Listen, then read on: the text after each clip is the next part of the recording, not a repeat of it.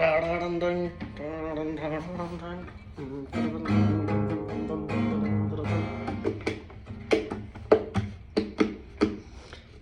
Hello, നമസ്കാരം. Welcome to ഉപദേശം. ഇവിടെ പരിപാടി എടുക്കും. ഗിറ്റാർ കൈ വന്നു കഴിയുമ്പോഴത്തേക്കും വാരണായരത്തിൽ സൂര്യയുടെ മറ്റേ അവതാരം ദേഹത്ത് കയറും. ആ ഒരു ഫീലാണ്. പക്ഷേ കാര്യമില്ല, സൂര്യക്ക് അതിൻ്റെ അകത്ത് വായിക്കാൻ അറിയാം. ഇവിടെ ഇരിക്കുന്ന ഗോവിന്ദനത് വായിക്കാൻ അറിയില്ല. അപ്പോൾ അതോടെ മാറി എങ്ങനെ നിൽക്കട്ടെ. ഗിറ്റാർ ഞാനുമായിട്ടുള്ള ബന്ധം വളരെ പണ്ടേക്ക് പോകും. പ്രോബബ്ലി 2ാം ക്ലാസ്സിലെയോ 3ാം ക്ലാസ്സിലെയോ സമ്മർ വെക്കേഷൻ കളിച്ച് നടക്കുന്ന എന്നെ ഏതെങ്കിലും ഒരു ഇൻസ്ട്രുമെൻറ്റ് പഠിക്കാനോ അല്ലെങ്കിൽ വോക്കൽസ് പഠിക്കാനോ ഓപ്ഷൻസ് എനിക്കുണ്ടായിരുന്നു. ഏതെങ്കിലും ഒരു പരിപാടി പഠിച്ചേക്കാം, വേറെ പരിപാടിയൊന്നുമില്ല എന്ന് വിചാരിച്ചപ്പം ടോസ് ഇട്ട് നോക്കി. വോക്കൽസ് വേണോ ഇൻസ്ട്രുമെൻറ്റ്സ് പഠിക്കണോ എന്നൊരു ടോസ് ഇട്ട് നോക്കി. അപ്പോൾ ഇൻസ്ട്രുമെൻറ്റ്സ് ഉറപ്പിച്ചു. ഇപ്പോൾ ഫാൻസി ആയിട്ടുള്ള ഇൻസ്ട്രുമെൻറ്റ്സ് ആദ്യം നമ്മുടെ മനസ്സിൽ വരുന്നത് ഗിറ്റാറാണല്ലോ. ആ ഒരു മൈൻഡിൽ ഗിറ്റാർ പഠിക്കാൻ തീരുമാനിച്ചു. അപ്പം തപ്പിപ്പിടിച്ച് ചെന്ന് കഴിയുമ്പോഴത്തേക്കും 2ാം ക്ലാസ് 3ാം ക്ലാസ് ഒക്കെ തന്നെയല്ലേ, ബോധമൊന്നും ഉറച്ചിട്ടുള്ള കാലമല്ല. ഇപ്പോൾ ഉറച്ചു എന്നല്ല അതിൻ്റെ അർത്ഥം. അപ്പോൾ ആ ഒരു മൈൻഡിൽ ഇരിക്കുമ്പോഴത്തേക്കും നേരെ ഇൻസ്ട്രുമെൻറ്റ് പഠിക്കാൻ തീരുമാനിച്ചു.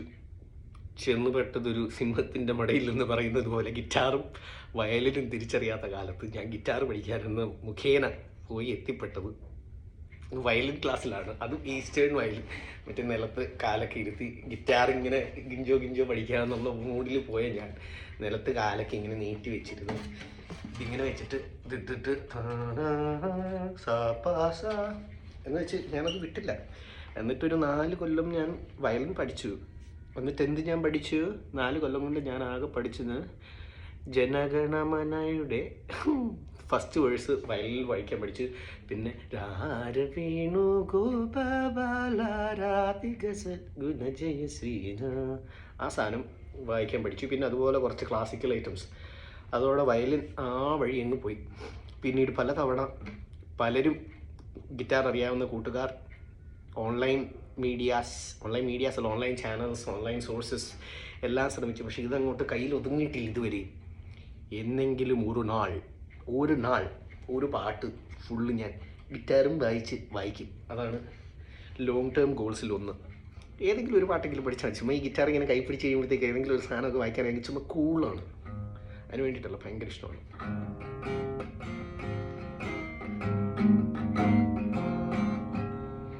ഗിറ്റാർ വായിക്കാൻ അറിയാവുന്നവർ എൻ്റെ ഈ കോമളത്തരം കണ്ടി ദയവായി ക്ഷമിക്കുക. നന്ദി, നമസ്കാരം, ജയ് ഹിന്ദ്. അത് പറഞ്ഞു വന്നു കഴിഞ്ഞപ്പോഴാണ് അനദർ ഇമ്പോർട്ടൻ്റ് ആയിട്ടുള്ള കാര്യം പറയാൻ വിട്ടുപോയത്. Reverse immigration from Canada it's not a joke. It's a serious thing happening right now as we speak.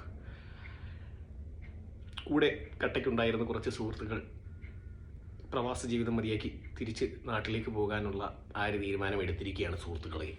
പ്രത്യേകിച്ച് കാരണമൊന്നുമല്ല, ഇവിടെ അത്യാവശ്യം നല്ല ഊഞ്ഞാലാട്ടമുണ്ട്. ഊഞ്ഞാലാട്ടം എന്നൊക്കെ പറഞ്ഞു കഴിഞ്ഞാൽ നമുക്കിവിടെ ഉണ്ടാക്കുന്ന പൈസ ഡോളേഴ്സിൽ ഇന്ത്യൻ റുപ്പി ഡോളേഴ്സ് കൺവേർട്ട് ചെയ്യുമ്പോഴത്തേക്കും നമ്മുടെ ആ ഒരു കിട്ടുന്ന എമൗണ്ട് നല്ല ഡിഫറൻസ് ഉണ്ട്, ടു ബി വെരി ഓണസ്റ്റ്. കാരണം $15 മണിക്കൂർ അല്ലെങ്കിൽ $18 മണിക്കൂർ, $20 മണിക്കൂർ എന്ന് പറയുമ്പോഴത്തേക്ക് $20 മണിക്കൂർ എന്ന് പറയുമ്പോഴത്തേക്ക് നാട്ടിൽ ഓൾമോസ്റ്റ് $1200 രൂപയാണ് ഒരു മണിക്കൂർ കിട്ടുന്നത്. ആ പ്രതീക്ഷയിൽ നമ്മളിങ്ങനെ കണക്ക് കൂട്ടുമായിരുന്നു. അത് കഴിഞ്ഞപ്പോഴാണ് തിരിച്ചറിവുണ്ടാക്കി ഇവിടെ ഉണ്ടാക്കുന്ന പൈസ മുഴുവൻ ഇവിടെ ചിലവാക്കാനായിട്ടുള്ള വകുപ്പ് ഇവർ തന്നെ സെറ്റ് ചെയ്ത് വെച്ചിട്ടുണ്ട്. നമുക്ക് നല്ലൊരു ജോലി സ്ഥലത്തേക്ക് പോകണമെങ്കിൽ ബസ് റൂട്ട് ഇല്ലാത്ത സ്ഥലത്തേക്കാണെങ്കിൽ ഒരു വണ്ടി വേണം. വണ്ടി ഫുൾ ക്യാഷ് കൊടുത്തെടുക്കാനില്ലാത്തൊരു വണ്ടി EMI എടുക്കും. വണ്ടിയുടെ EMI പേയ്മെൻറ്റ്. പിന്നെ ഇവിടെ ഇൻഷുറൻസ് എന്ന് പറയുന്ന സാധനം മന്ത്ലിയാണ്. അപ്പം മന്ത്ലി ഇൻഷുറൻസ് ആയിട്ട് നല്ലൊരു ബില്ല് അടിച്ചു തരും. അപ്പോൾ എല്ലാ മാസവും വാടക, ഇൻഷുറൻസ്, വണ്ടിയുടെ പേയ്മെൻറ്റ്, ഫുഡ് ആൻഡ് അക്കോമഡേഷൻ, അങ്ങനെ കുറേ എക്സ്പെൻസ് വരും. അത് നമ്മുടെ ഇതും കൂടെ വരുമ്പോഴത്തേക്കും ചിലപ്പോൾ നമ്മുടെ എക്സ്പെൻസ് ദിവിടെയും നമ്മുടെ ഇൻകം ദിവിടെയുമായി പോകും. അങ്ങനെയുള്ള സാഹചര്യത്തിൽ കുറച്ച് നാൾ പെട്ടിടുന്ന കഴിയുമ്പോഴത്തേക്ക് എല്ലാവരും എടുക്കും. കാരണം 2 ജോലി ഫുൾ ടൈം പ്ലസ് ഊബർ ഡ്രൈവും എല്ലാം കൂടെ ചെയ്താൽ പോലും നമുക്ക് മീറ്റ് ചെയ്യാൻ സേവിങ്സ് എന്ന് പറയുന്ന ഒരു സാധനം ഒരു മിത്താണ് ഇവിടെ.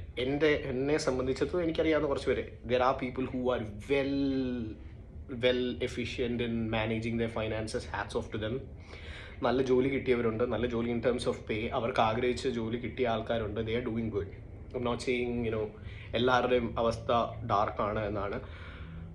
പക്ഷേ ഒരു majority of ആൾക്കാർ who migrated from India, who had something in India, I would say like a decent job, ഒരു നല്ല കരിയർ സ്റ്റാർട്ടൊക്കെ കിട്ടിയ ആൾക്കാർ ഇവിടെ വന്നു കഴിയുമ്പോഴത്തേക്കും takes time, load of patience. നമ്മളങ്ങ് ഇല്ലാണ്ടായി പോകുന്ന പോലൊക്കെ തോന്നും. എന്നാലും നമ്മൾ പിന്നെയും കടിച്ച് തൂങ്ങി അങ്ങ് കിടക്കണം. ചുമ്മാ അതാണല്ലോ ജീവിതത്തിൻ്റെ ഒരു ഇത്. നമുക്കെല്ലാം അങ്ങ് വിട്ടുകൊടുക്കാൻ തോന്നുന്നില്ല ചില സമയത്ത്. U fight until you lose. If you lose you get up and start fighting again. Maybe different fights, maybe the same fight, that's totally up to you, but you still keep fighting, you never give up. അതാണല്ലോ പലരും പറഞ്ഞു വന്നിരിക്കുന്ന വലിയ തത്വങ്ങൾ. അപ്പോൾ അങ്ങനെ കൂടെ ഉണ്ടായിരുന്ന 1, 2, 3 പേർ കൂടെ ഉണ്ടായിരുന്നതെന്ന് വെച്ചാൽ ഞാൻ ഈ 3 വർഷത്തിൽ പരിചയപ്പെട്ടതും എനിക്ക് അതിന് മുന്നേ പരിചയം ഉണ്ടായിരുന്നവരും എൻ്റെ കൂടെ വർക്ക് ചെയ്തവരും അല്ലെങ്കിൽ കുറച്ച് ക്ലോസ് ആയിട്ടുള്ള ഫ്രണ്ട്സും ആയിട്ടുള്ള ഒരു 3 പേർ തിരുമ്പി ഊർക്ക് പോറേൻ നാട്ടിലേക്ക് തിരിച്ചു പോകുന്നു. Because the feel it's not worth struggling here, which is true. ഇവിടുത്തെ നമുക്ക് റിസൾട്ട്സ് ആർ നോട്ട് ഗ്യാരണ്ടീഡ്. നമുക്ക് ഇവിടെ പേപ്പർ വർക്ക്സ് ആണെങ്കിൽ ഇപ്പോഴത്തെ റൂൾസ് ആൻഡ് റെഗുലേഷൻസ് ചേഞ്ച് ചെയ്യുന്നത് വെച്ച് നമുക്കിപ്പോൾ PR കിട്ടുമോ, വർക്ക് പെർമിറ്റിൻ്റെ എക്സ്റ്റൻഷൻ കിട്ടുമോ, അങ്ങനെയുള്ള കാര്യങ്ങളെല്ലാം അത്യാവശ്യം നല്ല ആവിയിൽ സാമ്പാർ പരുവത്തി കിടക്കുകയാണ്. അപ്പോൾ ആരും കുറ്റം പറയുന്നോ അല്ലെങ്കിൽ ആരുടെ ഇതൊന്നും അല്ല. It's personal choice. നമുക്ക് എത്ര നാൾ ഫൈറ്റ് ചെയ്ത് നിൽക്കണം എന്ന് നമുക്ക് തന്നെ ചൂസ് ചെയ്യാം. നമ്മൾ ഇടി കൊണ്ട് വീഴുന്നിടം വരെ നിൽക്കാൻ ശ്രമിക്കും. ഇല്ലെങ്കിൽ തിരിച്ച് ഇത് അങ്ങോട്ട് മാറ്റി വയ്ക്കുക, അവിടെ കിടക്കുന്ന ബാഗ് എടുക്കുക, പാക്ക് ചെയ്യുക, നാട്ടിൽ പോവുക. ചന്ദ്രജൻ്റെ ചായക്കടയുടെ അപ്പുറത്ത് ചെറിയൊരു ജ്യൂസ് കട ഇട്ടിട്ടാണെങ്കിലും നമ്മൾ ജീവിക്കാനുള്ള വകുപ്പ് കണ്ടുപിടിച്ചേ പറ്റുള്ളൂ. Because you got to leave your life man. Jokes apart. അപ്പം reverse immigration is a serious issue. People are going back to India or their home countries, which is very true. And I love the people who do that to an extend. Because there's someone who's been a very good friend of mine. അവനെ ഞാൻ റെസ്റ്റോറൻറ്റിൽ work ചെയ്തുകൊണ്ടിരുന്ന സമയത്ത് പരിചയപ്പെട്ടാണ്. He's from Indore. അപ്പം he likes to be, you know, he likes to be an entertainer. That's the title he likes to be called with or recognized with. He is someone who is a stand-up comedian, a vocalist, a guitarist. He's a entertainer is the actual title that fits him. അപ്പം പുള്ളി ഇങ്ങനെ നാട്ടിൽ പോകുന്നതിന് മുന്നേ he texted me and we were in conversation. Like അവൻ പറഞ്ഞിരുന്നു നാട്ടിൽ പോവാണ്. അപ്പോൾ ഞാനിങ്ങനെ പറഞ്ഞു, എടാ തിരിച്ചു വരുമ്പോഴത്തേക്കും ഞാനിപ്പോൾ വർക്ക് ചെയ്യുന്ന hospitality like it's a good company, അവിടെ ഓപ്പർച്യൂണിറ്റീസ് ഉണ്ട് even if you want to switch departments, അങ്ങനെ കാര്യങ്ങളൊക്കെ പറഞ്ഞിരുന്നു. അപ്പോൾ recently yesterday or day before I saw his Instagram story.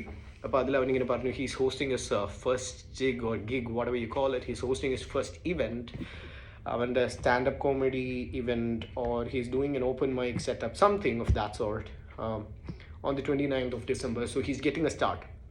അപ്പം ഞാനിങ്ങനെ റാൻഡമായിട്ട് ടെക്സ്റ്റ് ചെയ്തു, മച്ചാ if you happy doing whatever, like if you are happy doing whatever you are doing back home, you better stay there, don't come back to the shithole. And his reply was the same thing, macha I finally found something that I want to do and I'm not coming back. As simple as that. അവൻ്റെ ഒരു വഴി കണ്ടുപിടിച്ചു. He's hopefully first of many. അപ്പം പുള്ളിക്കാരൻ അത് start ചെയ്യുന്നുണ്ട്. He's hosting his first event. He's happy with what ever he's doing. He's in A very good space than how he was here. ഇത് കൈ പിടിച്ചുകൊണ്ടിരുന്നതുകൊണ്ട് ഞാൻ പാട്ടൊന്നും പാടാൻ പോകുന്നില്ല, എനിക്ക് ഗിറ്റാർ വായിക്കാൻ അറിയില്ല. അപ്പോൾ അങ്ങനെയൊക്കെയാണ്, അത്രയൊക്കെയുള്ള കഥകൾ. എനിക്കൊരു 5 മിനിറ്റിൽ കൂടുതൽ ദൈർഘ്യമുള്ളൊരു യൂട്യൂബ് വീഡിയോ എടുക്കണമെന്നുള്ളതിൻ്റെ കാരണത്താൽ മാത്രമാണ് ഞാൻ ഈ സാധനം എടുത്തു വെച്ചത്. ഇതൊന്നും ആരും കാണുമെന്ന് പോലും എനിക്കറിയില്ല. കണ്ടാലും കണ്ടില്ലെങ്കിലും വലിയ പ്രശ്നമൊന്നുമില്ല. വെറുതെ ഇരുന്നപ്പോഴത്തേക്ക് ഒരു എൻ്റർടൈൻമെൻറ്റിന് വേണ്ടി ചെയ്തതാണ്. നന്ദി, നമസ്കാരം, ജയ് ഹിന്ദ്. ഇവിടെ നിന്ന് ഊഞ്ഞാലാടാൻ തീരുമാനിക്കുന്നവരോട് ഊഞ്ഞാലാടിക്കൊണ്ടിരിക്കുക. ഊഞ്ഞാൽ പൊട്ടുന്നിടം വരെ അങ്ങ് ആടുക. നിലത്ത് വീണ് കഴിഞ്ഞാൽ എടുത്തെടുത്ത് ഊഞ്ഞാലെടുത്ത് കെട്ടുക, കയർ വലിച്ച് കെട്ടി വീണ്ടും ആടുക. That is it. അപ്പം തിരിച്ച് നാട്ടിലേക്ക് പോകുന്നവർ all the best. I respect your decision. നിങ്ങൾ പോയി ചില്ല് ചെയ്യൂ, എൻജോയ് ചെയ്യൂ. And there are different places and countries. I mean, different places and countries you can always move to if you would like to, or if you would like to settle back in your country. Very well. അപ്പോൾ അത്രയൊക്കെ ഉള്ളൂ. നന്ദി, നമസ്കാരം, ജയ് ഹിന്ദ്. ഈ video ഞാൻ എന്തായാലും upload ചെയ്യും. എന്തിനാണെന്നൊന്നും അറിയില്ല. ഞാൻ എന്തൊക്കെയാണ് പറഞ്ഞിട്ടുള്ളതെന്ന് പോലും എനിക്ക് വ്യക്തമായ ധാരണയൊന്നുമില്ല. വായി വന്നതൊക്കെ പറഞ്ഞിട്ടുണ്ട്. അപ്പം നന്ദി, നമസ്കാരം.